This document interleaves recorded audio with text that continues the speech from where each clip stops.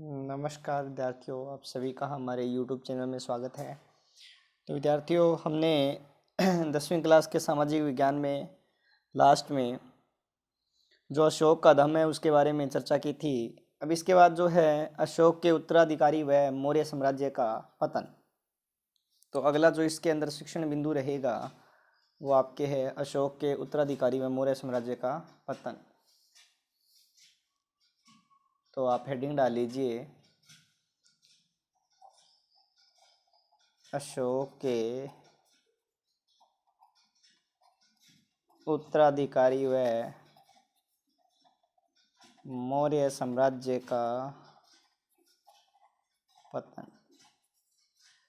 तो इस शिक्षण बिंदु में देखो कि अशोक के जो उत्तराधिकारी है और मौर्य साम्राज्य का पतन है, इसके अंदर हम बताएंगे कि मौर्य साम्राज्य जो है उसका पतन किस प्रकार हुआ। और इसका एक मुख्य कारण यही माना जाता है कि जो अशोक है, इस अशोक के बाद जितने भी इसके उत्तराधिकारी आए, ठीक है, वो अगले 50 वर्षों तक जितने भी उत्तराधिकारी आए थे वो सारे के सारे क्या थे?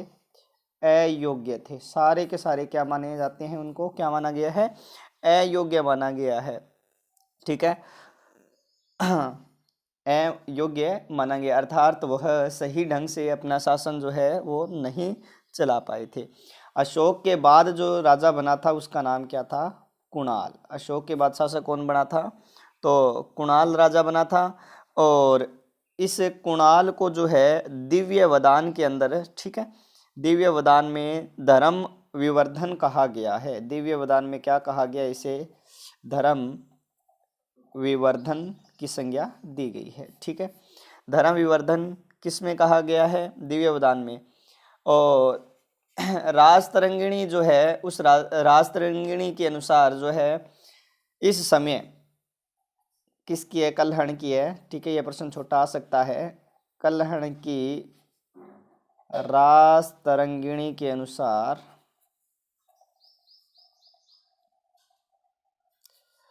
उस समय, कल्हण की राजतरंगिणी के अनुसार उस समय यहाँ का जो शासक था वो कौन था? जालोक था। ठीक है, क्या नाम आता है? जालोक, या फिर कहीं कहीं आपको जलोक भी मिल जाएगा, ये था यहाँ पर। और तारानाथ जो इतिहासकार है, तारानाथ के अनुसार अशोक पुत्र वीरसेन गांधार का स्वतंत्र शासक बन गया था। अर्थात जो साम्राज्य अशोक के साम्राज्य में या मगध साम्राज्य में था, तो तारानाथ जी क्या कह रहे हैं कि तारानाथ जी के अनुसार जो अशोक का पुत्र था, कौन? वीरसेन, उसने मगध साम्राज्य के एक भाग को ही अलग कर दिया एक तरह से। अर्थात तो उसने जो है वो क्या हो गया था? गांधार का क्या बन गया? स्वतंत्र शासक बन गया था। ठीक है, गांधार का स्वतंत्र शासक बन गया था। ये भी आप थोड़ा सा ध्यान रखना। भी ये जो इसके उत्तराधिकारी है वो अयोग्य है।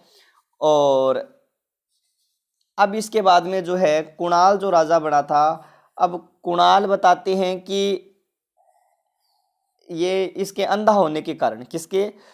कुणाल के अंधा होने के कारण जो मगध का प्रशासन है या मगध जो साम्राज्य है, वो मगध साम्राज्य उसके पुत्र संप्रति के पास आ गया। देखो क्रम देखो, अशोक, कुणाल, संप्रति उसके पास आ गया था। और कुणाल का ही पुत्र था जिसका नाम था दशरथ।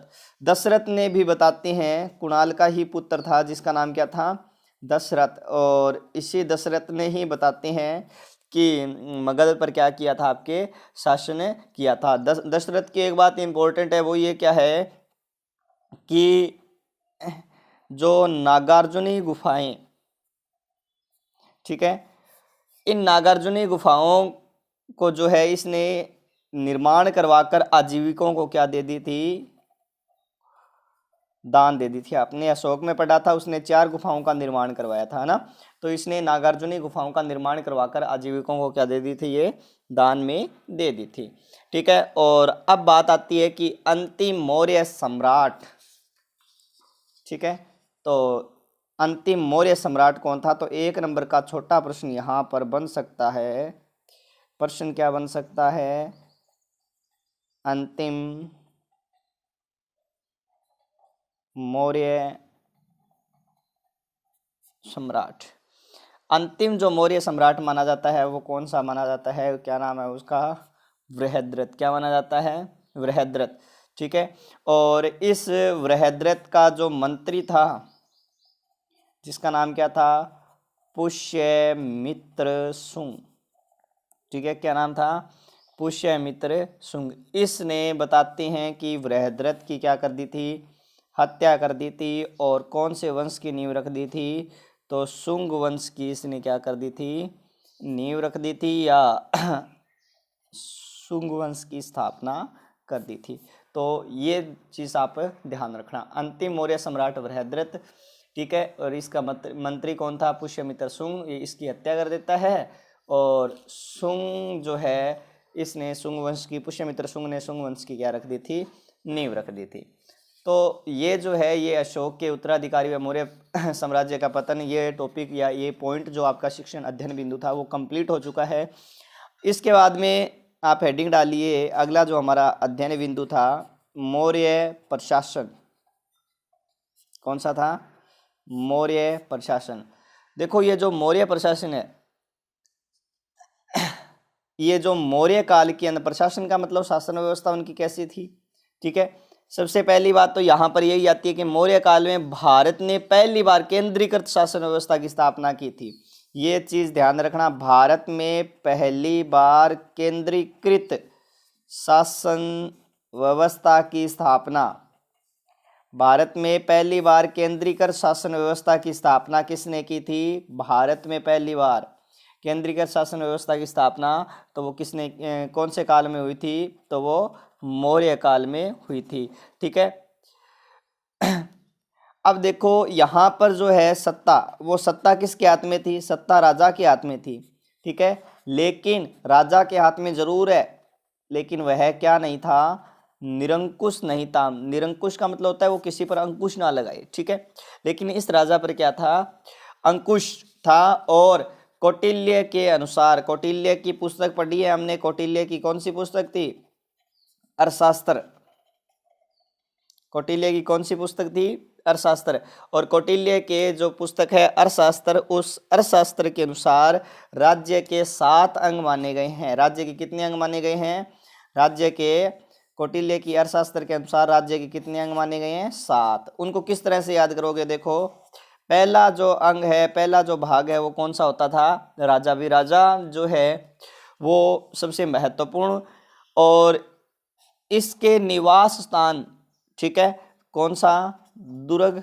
राजा के पास क्या होना चाहिए, दुर्ग, पहाड़ी पर, ऊंचा पहाड़ी पर बना हुआ अच्छा दुर्ग होना चाहिए। राजा के पास क्या होना चाहिए, मंत्री होना चाहिए। और मंत्री को इस काल में क्या कहा जाता था, अमात्य। क्या कहा जाता था, अमात्य। राजा किस पर शासन करेगा, ठीक है, जनपद। जनपद तो होना ही चाहिए। राजा के पास क्या होना चाहिए, कोष होना चाहिए, धन होना चाहिए। राजा के पास क्या होनी चाहिए, सेना होनी चाहिए। और राजा के पास क्या होने चाहिए, विपरीत परिस्थितियों में जो काम आए, क्या, मित्र होने चाहिए। ये कौटिल्य के अर्थशास्त्र के अंदर जो है जो इनका जो राज्य के 7 अंग बताए गए हैं वो कौन कौन से हैं, ये हैं। ठीक है भी, एक तो राजा स्वयं है। राजा का जो इसमें सबसे महत्वपूर्ण अंग माना जाता है वो कौन सा माना जाता है, दुर्ग माना जाता है। कि अगर दुर्ग सुदृढ़ होगा, मजबूत होगा, तो राजा जो है, या राजा का जो शासन है, राजा का जो राज्य है वो सुरक्षित रह सकेगा। तो ये कौटिल्य के सप्ताह सिद्धांत के अंदर है, ये जो है 7 इसके अंग माने गए हैं। अब इसके बाद में आता है कि राजा जो है, कौन, राजा राजा द्वारा, किसके द्वारा, राजा के द्वारा सलाह हेतु, ठीक है, खुद की सलाह हेतु पुरोहित की नियुक्ति की जा सकती है। पुरोहित, या फिर मैं बात करूं मुख्यमंत्री, इनकी क्या की जा सकती है, नियुक्ति की जा सकती है। ठीक है। परामर्श देने हेतु इनकी नियुक्ति जो है की जा सकती है। ठीक है, और ये जो है उनके चरित्र की जांच के बाद ही की जाएगी, ये चीज़ भी ध्यान रखना। इसमें क्या बताया गया है कि चरित्र की जांच के बाद ही की जाएगी, पहले नहीं की जाएगी। ठीक है, और ये जो है जब इनकी जो राजा के द्वारा जब इनकी नियुक्ति की जाती है, इनके चरित्र के बाद ही की जाती है, या चरित्र की भली भांति जांच के बाद ही की जाती है। और इस क्रिया को क्या कहा जाता है, ये प्रश्न भी आ सकता है, इस क्रिया को क्या कहा जाता है। भी जांच के बाद जब इनकी नियुक्ति की जाएगी, चरित्र की जो है जांच के बाद इनकी जो नियुक्ति की जाएगी, ये जो क्रिया या जो प्रक्रिया होती है, इस प्रक्रिया को क्या कहा जाता है, तो उपधा परीक्षण कहा जाता है। क्या कहा जाता है इसको, उपधा परीक्षण कहा जाता है। तो ये चीज़ ध्यान रखना। ठीक है, और इसके बाद में जो है एक जो इनके मंत्रिमंडल जो है वो क्या कहलाती है, इनकी एक इनके पास राजा के पास क्या होती है, सलाह परामर्श हेतु क्या होती है, मंत्री परिषद होती है। और ठीक है, मंत्रिमंडल के अतिरिक्त, मंत्रिमंडल के अतिरिक्त, ठीक है, जो मंत्री परिषद होती है उसे क्या कहा जाता है, परिषा मंत्रिण कहा जाता है। ठीक है, ठीक है, मंत्री परिषद जो होती है, मंत्रिमंडल के अतिरिक्त जो मंत्री परिषद होती है उसे क्या कहा जाता है, परिषा मंत्रिण कहा जाता है। अब इसके बाद में जो बात आती है वो ये है कि केंद्रीय प्रशासन किस प्रकार का प्रशासन है, केंद्रीय प्रशासन। ठीक है, मौर्य काल जो है, मौर्य काल का जो केंद्रीय प्रशासन है उसमें अर्थशास्त्र के अंदर, किसमें, अर्थशास्त्र में जो है इसमें 18 विभागों का उल्लेख है। कितने विभागों का उल्लेख है, 18 विभागों का क्या किया गया इसके अंदर उल्लेख है। और इन 18 विभागों को क्या कहा जाता था, तो ये प्रश्न भी आ सकता है, इन 18 विभागों को किसकी संज्ञा दी गई है, इन्हें तीर्थ कहा जाता था। ठीक है, और तीर्थ के जो अध्यक्ष थे, तीर्थ के जो अध्यक्ष थे, तीर्थ के अध्यक्षों को क्या कहा जाता था, महामात्र की संज्ञा दी गई है। ठीक है, तीर्थ के अध्यक्षों को क्या कहा गया है, महामात्र कहा गया है। ठीक है, और सर्वाधिक जो महत्वपूर्ण तीर्थ थे, महत्वपूर्ण तीर्थ आप इसी तरह से लिखोगे, केंद्रीय प्रशासन अर्थशास्त्र में 18 विभागों का उल्लेख है जिनको क्या कहा गया है, तीर्थ कहा गया है। तीर्थ के अध्यक्ष क्या कहलाते थे, महामात्र। और कुछ महत्वपूर्ण जो तीर्थ है उनमें क्या क्या नाम आता है,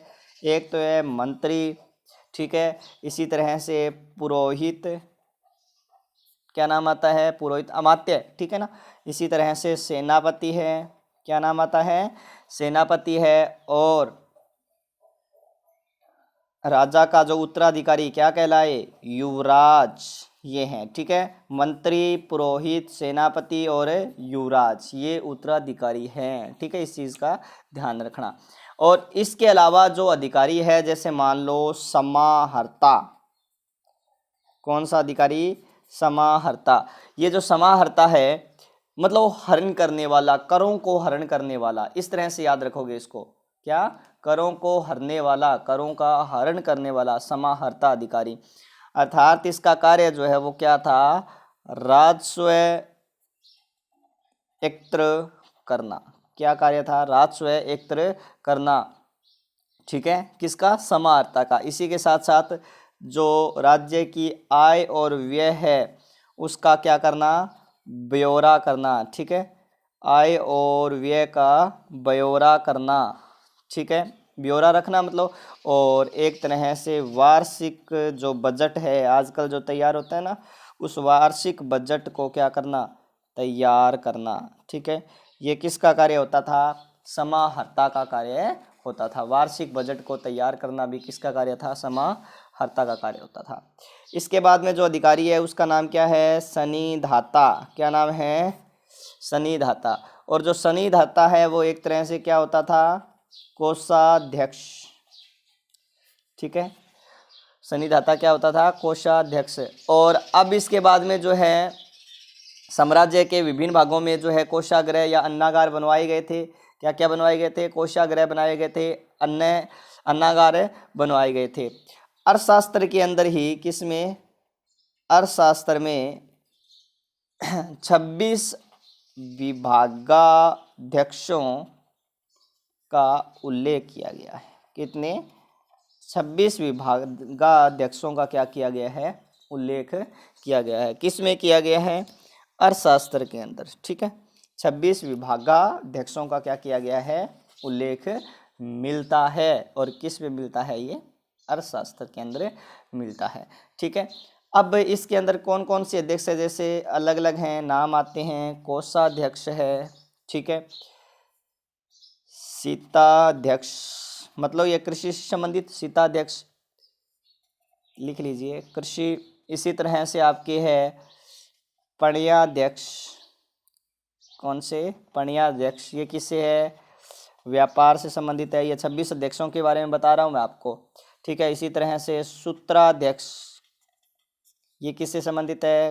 कताई प्लस बुनाई से संबंधित है सूत्राध्यक्ष, ठीक है। सूत्राध्यक्ष के अलावा जो है लूनाध्यक्ष, क्या नाम आता है? लूनाध्यक्ष, ठीक है। सूत्राध्यक्ष के अलावा लूनाध्यक्ष मतलब बुच्चड़ खाने का अध्यक्ष है, ठीक है। किसका? बुच्चड़ खाने का अध्यक्ष है। एक आता है विविताध्यक्ष। कौन सा? विविताध्यक्ष। ये किससे संबंधित है? चारागाह से संबंधित है। ये अलग अलग अध्यक्षों के नाम थे उस समय, ठीक है। और इसी तरह से जो है लक्षणाध्यक्ष, क्या नाम आता है? लक्षणाध्यक्ष। ये क्या करता था? मुद्रा जारी करना इसका कार्य था। करेंसी जारी करना मतलब किसका कार्य था? लक्षणाध्यक्ष का कार्य था। और इसी तरह से जो है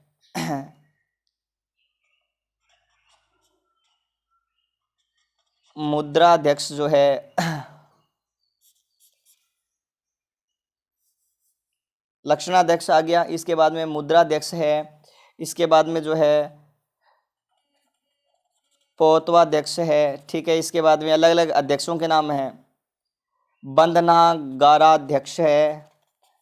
ये जो है कौटिल्य की अर्थशास्त्र में 26 विभागों के जो प्रमुख अध्यक्ष थे उनमें नाम दिया गया है। इसी तरह से नाम आता है आर्टविक। आर्टविक मतलब किससे संबंधित है? वन विभाग, एक तरह से वन से संबंधित है, या फिर आप कह सकते हो वन विभाग का प्रमुख है, ठीक है। वन विभाग का क्या है? ये प्रमुख है। इस तरह से जो है अलग अलग किनका वर्णन मिलता है? अध्यक्षों का वर्णन मिलता है।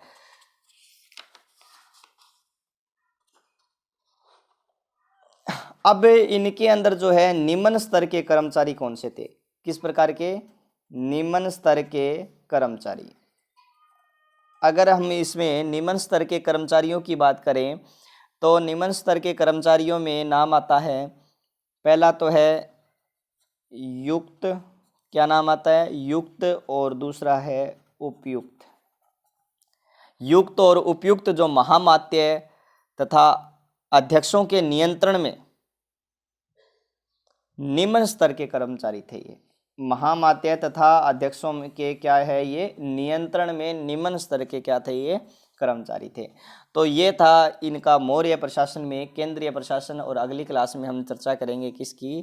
प्रांतीय प्रशासन की। आज के लिए इतना ही, धन्यवाद।